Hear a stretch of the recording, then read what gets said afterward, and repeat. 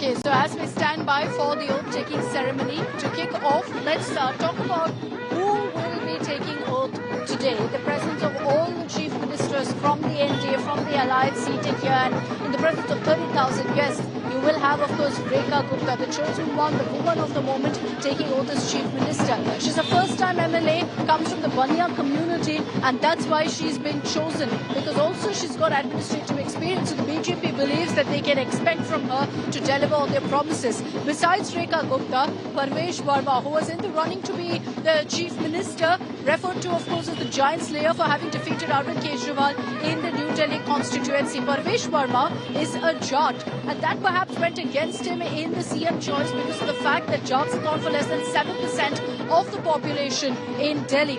Ashish Sood, a Punjabi face of the BJP, a veteran of the party, he is also going to be sworn in as a cabinet minister. Ashish Sood, remember, as a Punjabi face is crucial because a Punjabi vote in Delhi made a huge difference for the BJP, which is why you also have a Sikh, Manjinder Singh Sirsa, popular face. You've seen him several times on our debates here on India Today. He's also going to be taking oath as a minister. Then you have Ravindra Indraj Singh, who is a Dalit, also being sworn in as a minister. Kapil Mishra, Purvanchali Brahman. The Purvanchali vote has been spoken about so much in the run-up to the Delhi election. Purvanchalis were seen to have voted largely in favour of the BJP, and Kapil Mishra getting representation there in the cabinet as well. He's been known to be slightly controversial, but he is going to be a part of the cabinet. Pankaj Singh, again a Purvanchali Thakur, is also a part of the cabinet. So interesting mix there, and it's almost as if the BJP sat down, said all of our senior faces of the party who need to be accommodated besides the CM throne will be brought in as cabinet ministers, and also ensuring the perfect caste balance of all the sections of the Delhi population that have voted for the BJP here in Delhi. So as I get you the sights and sounds of the celebrations that are taking place right now behind me here at the Ram Leela Maidan, and it's only going to be picking up pace because, like I said, 30,000 people are coming in.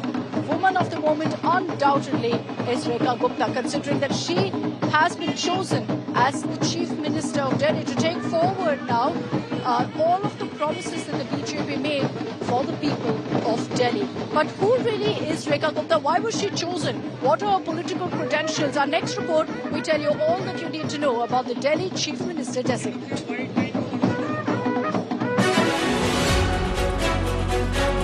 Hailing from the Vaishya or traders community, the traditional vote bank of the BJP in Delhi, who have stayed with the party through thick and thin, Rekha Gupta was a strong contender in the race for Delhi Chief Minister right from the beginning. In the assembly elections, Rekha Gupta emerged as the winner from Shalimar Bagh, getting 68,200 votes, defeating Aam Aadmi Party's Vandana Kumari by a margin of 29,595 votes.